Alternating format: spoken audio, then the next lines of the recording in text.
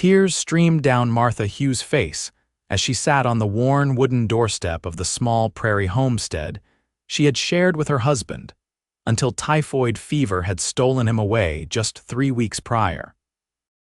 The setting sun cast long shadows across the Nebraska plains, turning the tall grass into a sea of golden waves that once brought her joy but now only emphasized her crushing solitude.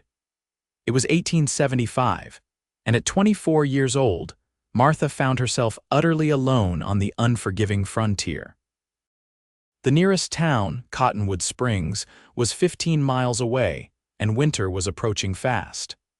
Her husband Thomas had been everything: provider, protector, companion. They'd moved west from Pennsylvania with dreams of building a life together, only for those dreams to crumble after just 2 short years. Martha buried her face in her hands, her shoulders shaking with grief.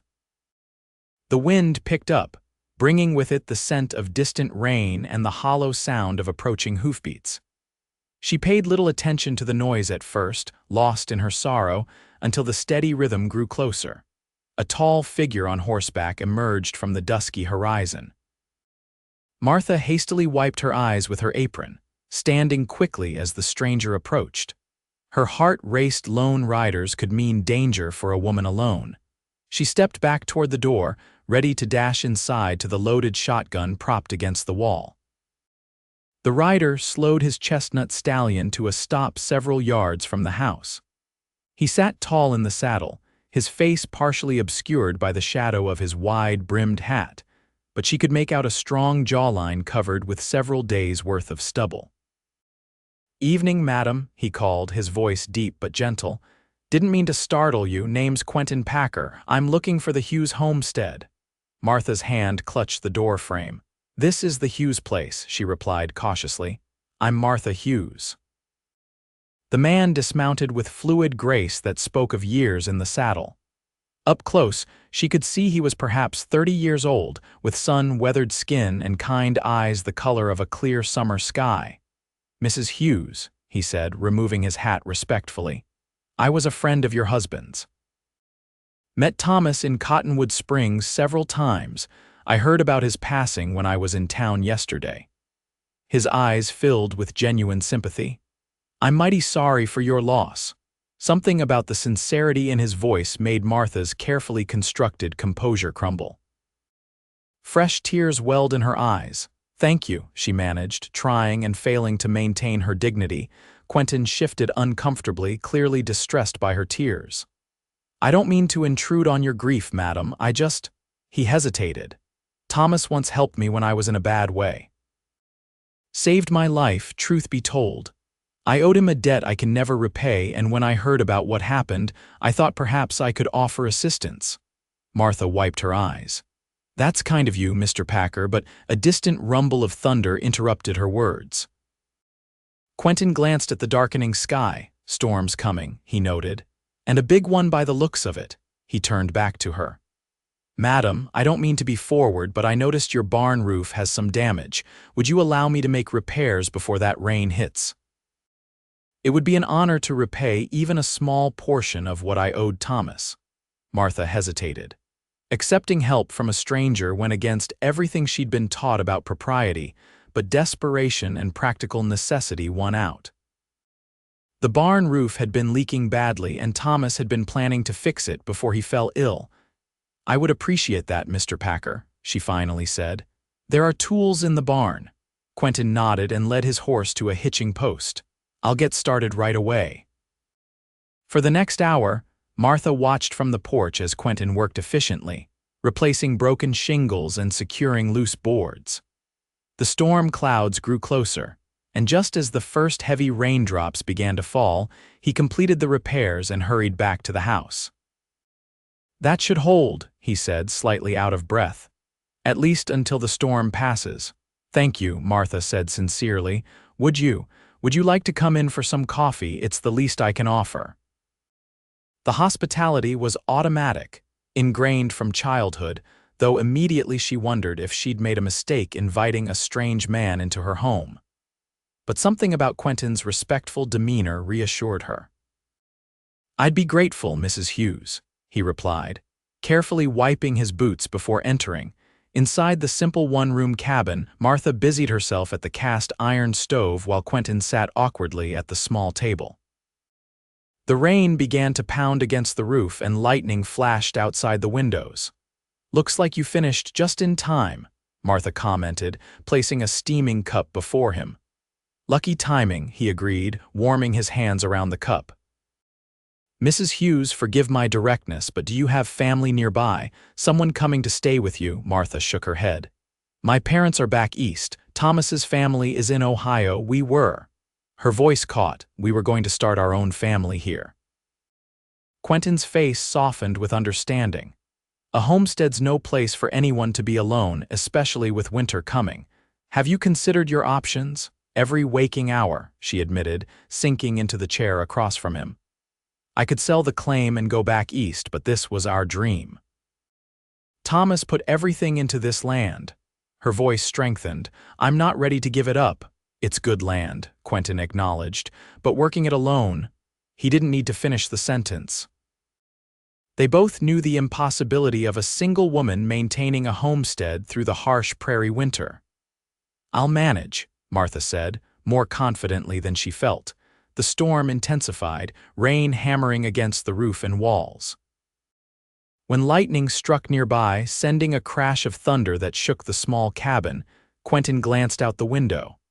"Mrs. Hughes, I don't think this storm's letting up anytime soon. Would it be an imposition if I slept in your barn tonight? I promise I'll be gone at first light." Martha considered his request. The alternative was sending him out into a dangerous storm. "The barn would be cold and probably leaking despite your repairs. We have a tradition of hospitality in these parts, Mr. Packer. You're welcome to sleep by the stove here." Relief washed over his features. "Thank you. I promise you'll be safe with me under your roof." That night, Martha lay in her bed behind a curtain that divided the sleeping area from the main room, listening to the steady breathing of the stranger sleeping on a bedroll near the stove. For the first time since Thomas died, she didn't feel completely alone. Morning brought clear skies and the smell of coffee. Martha woke to find Quentin already up and tending the stove. "Hope you don't mind," he said when he noticed her stirring. "Thought I'd get the fire going." "It's cold this morning." Martha dressed quickly behind the curtain and joined him. "You didn't have to do that. Least I could do for your hospitality." He hesitated. "Mrs. Hughes, I've been thinking. I'm handy with repairs, and I notice there's plenty that needs doing around here before winter sets in. I'd be willing to stay on for a spell and help out, no strings attached, just paying back a debt to a good man." Martha studied him warily. "Why would you do that? You barely knew Thomas." Quentin's eyes grew distant. 3 years ago, I was robbed and shot, left for dead outside Cottonwood Springs. Your husband found me, brought me to his wagon, and nursed me back to health over 2 days before getting me to a doctor. Never asked for payment, never even let me thank him properly." His gaze returned to her. A man doesn't forget something like that. Martha remembered Thomas mentioning helping an injured traveler, though he'd never shared the details. It sounded like something her husband would do. "Even so, Mr. Packer, it wouldn't be proper. You could stay with Widow Abernathy in town while I work," he suggested quickly. "I know her slightly. She's a good woman, takes in boarders sometimes. I'd sleep in the barn here, fix what needs fixing, and when the place is winter-ready, I'd move on. You'd have your homestead secured and your reputation intact." The offer was tempting. Martha knew she couldn't manage the essential repairs alone, and hiring help was beyond her limited means. "I'll consider it," she finally said. Quentin nodded, accepting her caution. "That's fair. I'll be heading to town for supplies today. Should you decide to accept my help, I can speak with Mrs. Abernathy about arrangements." After breakfast, Quentin saddled his horse and prepared to leave. Before mounting, he turned to Martha with earnest eyes. "Mrs. Hughes, whatever you decide, I promise you this. You won't face the winter alone. One way or another, I'll make sure you're taken care of. That's a promise I make on Thomas's memory." With that, he tipped his hat, mounted his horse, and rode toward town, leaving Martha standing on her doorstep considering his words. The promise hung in the air between them, as substantial as the homestead itself. 2 days later, Martha found herself settling into a small but comfortable room in Widow Abernathy's boarding house in Cottonwood Springs. The older woman had welcomed her warmly, clucking sympathetically about Martha's situation. "That Quentin Packer's a good man," Mrs. Abernathy told her as they shared tea in the parlor. "Known him passing through these parts for years. Never any trouble, always respectful. You're wise to accept his help and wiser still to mind your reputation by staying here." Martha nodded, though uncertainty still gnawed at her. "I just hope I'm not making a mistake, trusting a man I barely know with my homestead." Mrs. Abernathy patted her hand. "Trust is all we have out here, dear, that and the good Lord's guidance." Every few days, Quentin would ride into town to update Martha on his progress and ask about specific repairs. Their meetings always took place in Mrs. Abernathy's parlor, maintaining strict propriety. "Fixed the north corral fence," he reported during one such visit in late October. "And patched the rest of the roof. Started on the root cellar door, it was rotted clean through." Martha nodded, grateful yet uncomfortable with her dependence on this virtual stranger. "I appreciate your thoroughness, Mr. Packer." "Quentin, please," he said, not for the first time. "Quentin," she conceded with a small smile. "How much longer do you think the repairs will take?" he considered. "Another 2 weeks, maybe 3. Want to make sure everything's solid before the first real snow." As the weeks passed, Martha found herself increasingly looking forward to Quentin's visits. He always arrived with news of the homestead, but lingered to share stories of his travels across the Western Territories. He'd been a cavalry scout, a cattle driver, a silver miner in Colorado, and most recently, a horse trader. His tales painted vivid pictures of lands she'd only read about, and his gentle humor often coaxed rare smiles from her grief-shadowed face. In turn, Martha found herself sharing pieces of her own past her childhood in Pennsylvania, meeting Thomas at a church social, their dreams of building a life on the frontier. Speaking of Thomas still brought tears sometimes, but increasingly she found comfort in the memories rather than just pain. "He sounds like he was a fine man," Quentin said quietly after one such conversation. "He was," Martha agreed, surprised to find she could say it without her voice breaking. November arrived with biting winds that rattled the windows of Mrs. Abernathy's house. On a particularly cold morning, Quentin arrived looking troubled. "We need to talk about winter preparations," he said without preamble when they were seated in the parlor. "The repairs are nearly done, but there's another matter to consider." Martha straightened, concern crossing her features. "What is it?" "Supplies," he said simply. "I've taken inventory of what's in the root cellar and pantry. You don't have nearly enough to last the winter, especially if it's a hard one." Martha twisted her hands in her lap. "I know. Thomas usually would have made a trip to Fort Kearney for winter supplies by now." Her voice faltered. "I have some money saved, but not enough for everything we'll need." Quentin leaned forward, his expression earnest. "I have a proposition. I'm due to deliver some horses to the Army post at Fort Laramie. It's good pay enough to buy all the supplies you'd need and then some."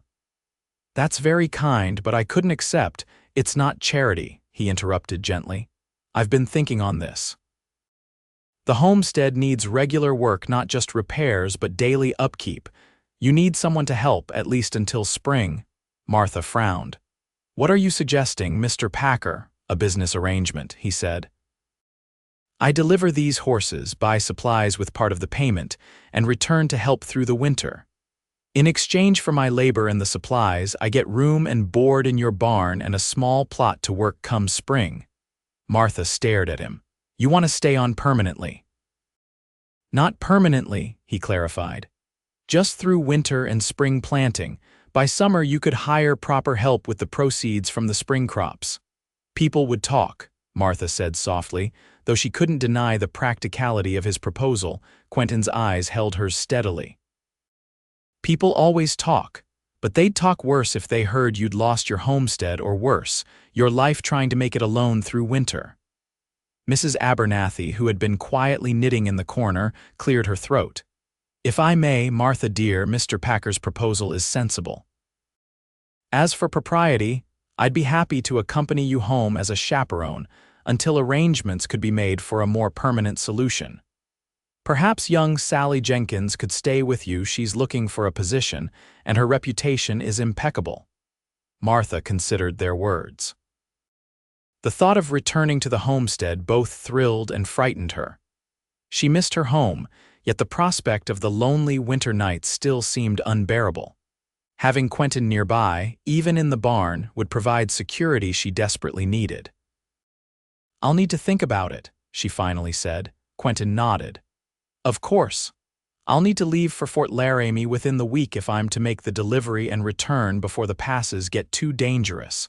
3 days later, Martha gave Quentin her answer. "I accept your proposal," she told him when he visited, "but with conditions.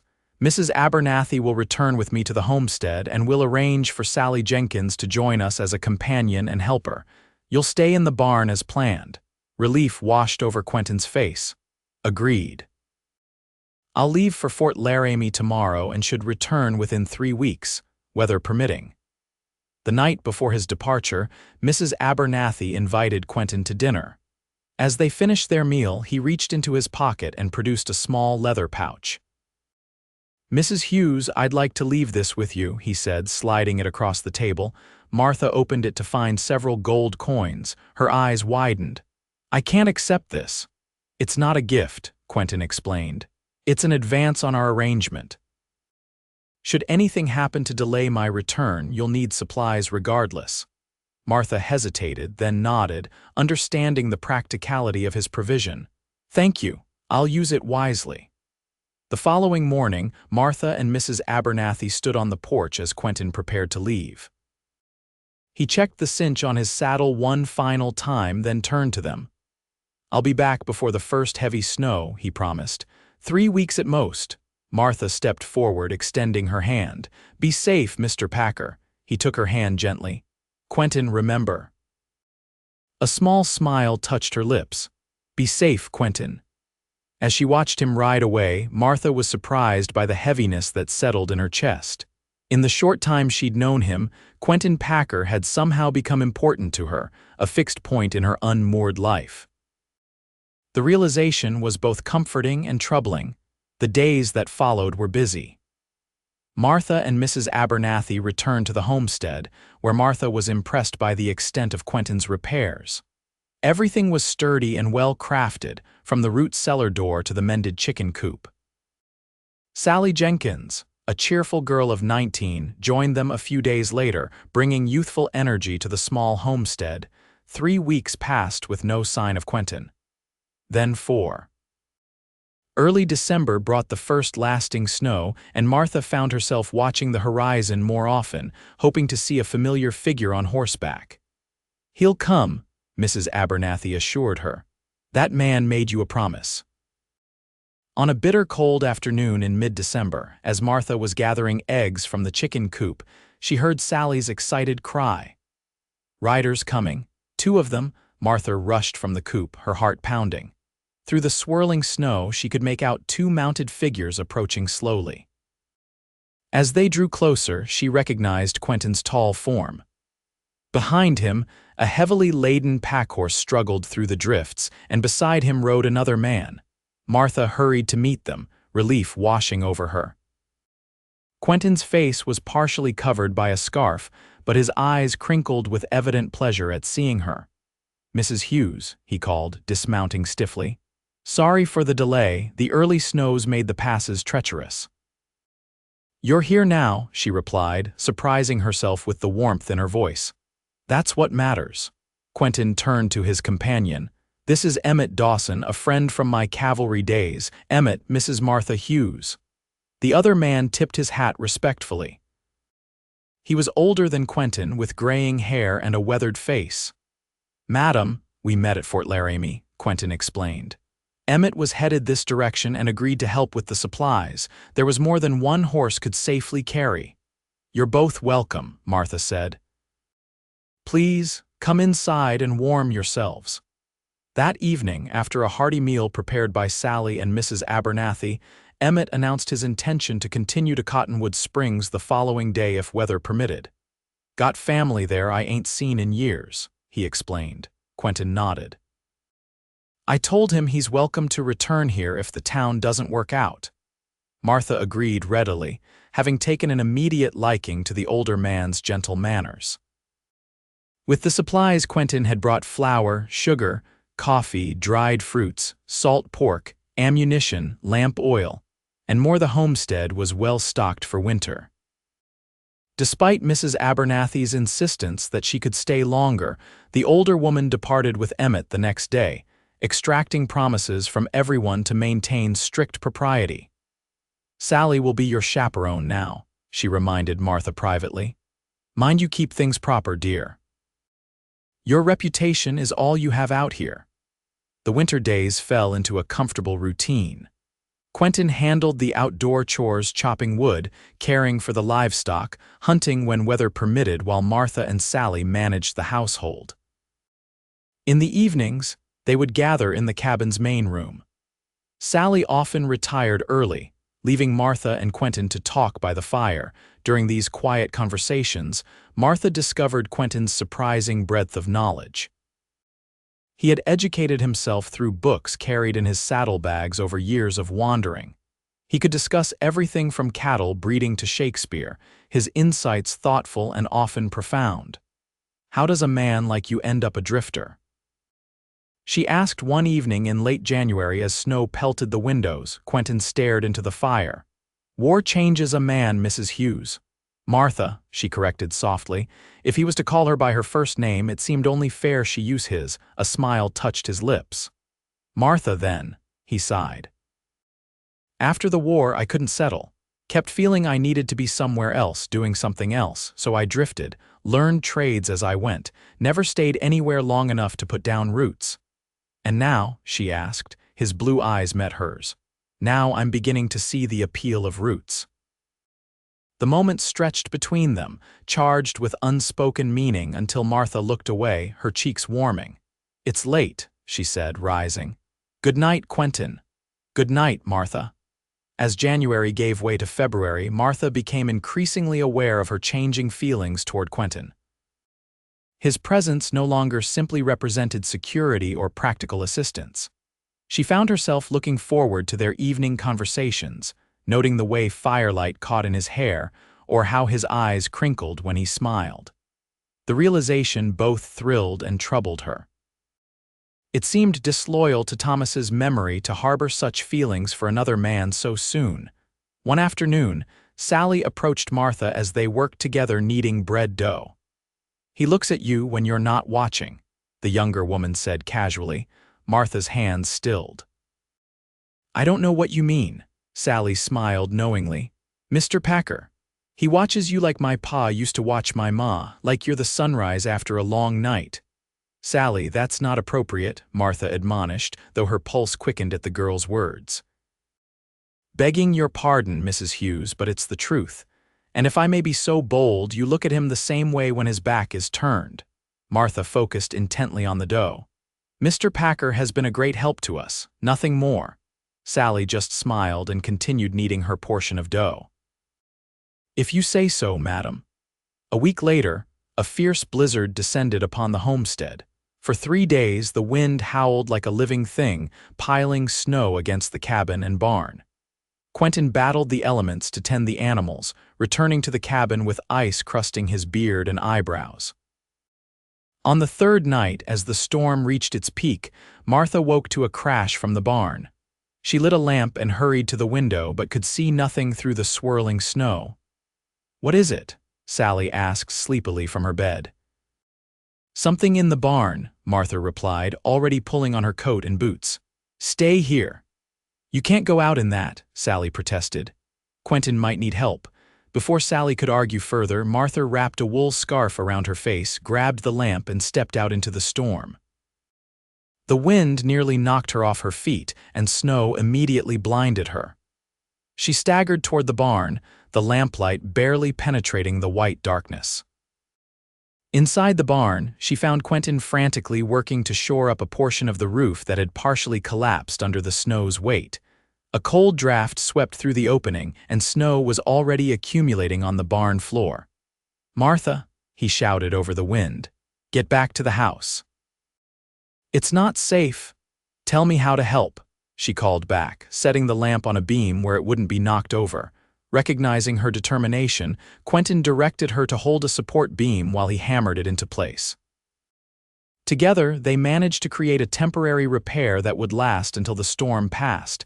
As they finished, Martha noticed Quentin favoring his left arm. "You're hurt," she said, moving closer. "It's nothing. A piece of wood caught me when the roof started to give." In the lamplight, she could see blood seeping through his shirt sleeve. "That's not nothing. Come back to the house. I need to tend that wound." He started to protest, but Martha fixed him with a stern look. "That wasn't a request, Mr. Packer." In the cabin, Sally helped Martha clean and bandage Quentin's arm. The cut was deep but clean, and with proper care should heal without complications. As Sally prepared a hot drink for everyone, Martha finished securing the bandage. "Thank you," Quentin said softly. Martha looked up, suddenly aware of their proximity. His face was inches from hers, his blue eyes intent. For a breathless moment, she thought he might kiss her and realized with startling clarity that she wanted him to.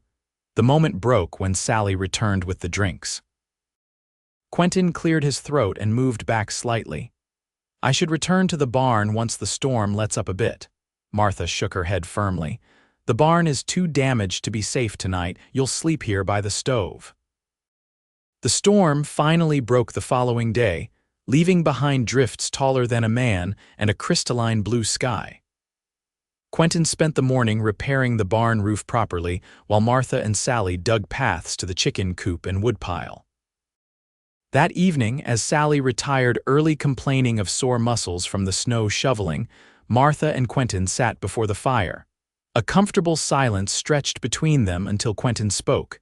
"I've been thinking about our arrangement," he said. Martha looked up from her mending. "Oh. Spring will be here before we know it. You'll need to decide what happens next."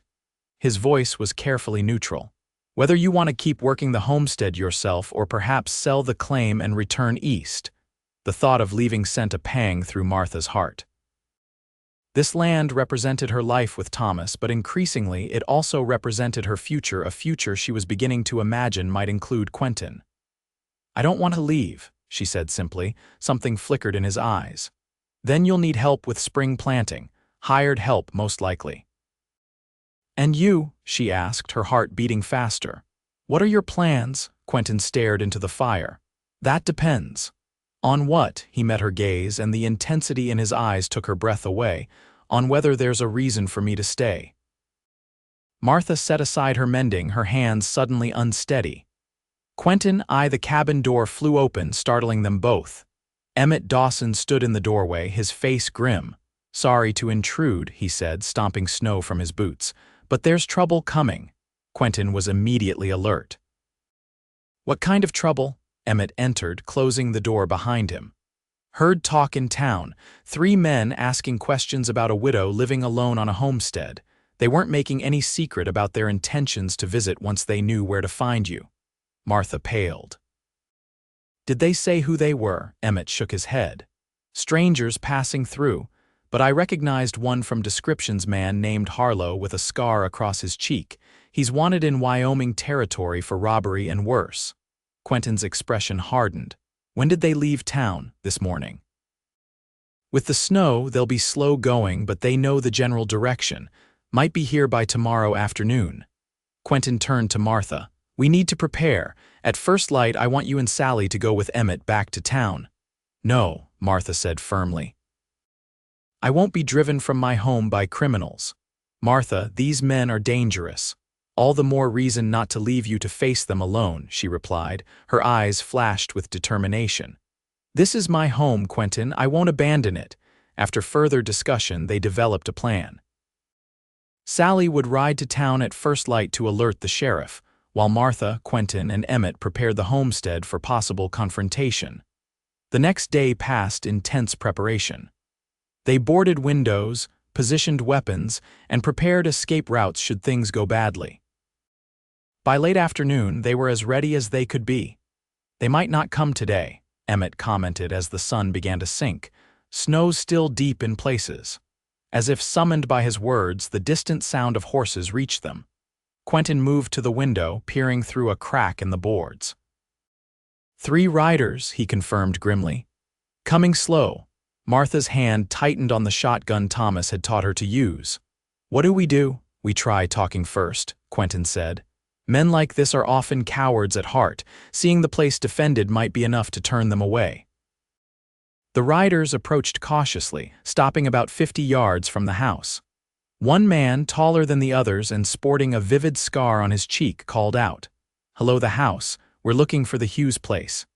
Quentin positioned himself by the door, pistol ready but hidden from view.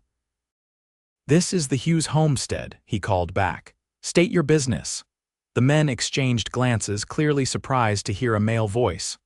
"Heard there was a widow living here alone," the scarred man replied. "Thought we'd check on her welfare." "Mrs. Hughes is well protected," Quentin answered. "Best you move on." The leader conferred briefly with his companions. "Maybe we could water our horses. Been a long, cold ride." "Creek's half a mile south," Quentin replied. "Help yourselves." A tense silence followed. Martha moved to stand beside Quentin, her shotgun visible in her hands. "Last chance to ride away," Quentin called. "Sheriff's been notified you're in the area, Harlow. He knows your Wyoming wanted poster." The mention of his name and the wanted poster visibly rattled the scarred man. After another hushed conference with his companions, he called back. "No need for trouble. We'll be moving on." They watched warily as the 3 riders turned their horses and rode away, not fully relaxing until they had disappeared from sight. "They might circle back," Emmett warned. "I'll keep watch from the barn loft, has the best view of the approaches."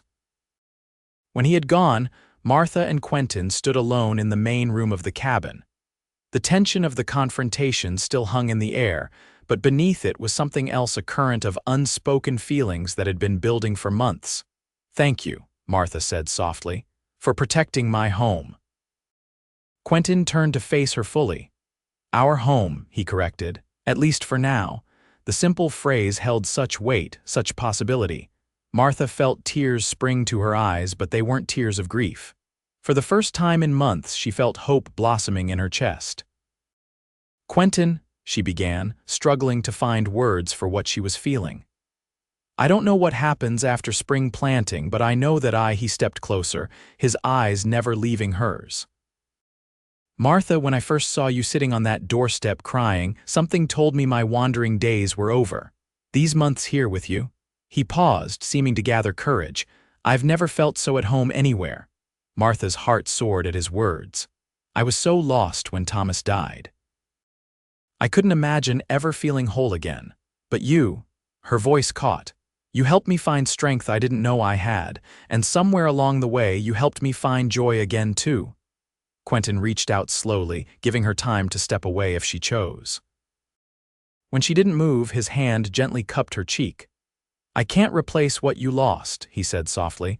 "Wouldn't try to, but if you'll have me, I promise to build something new with you, something strong and lasting."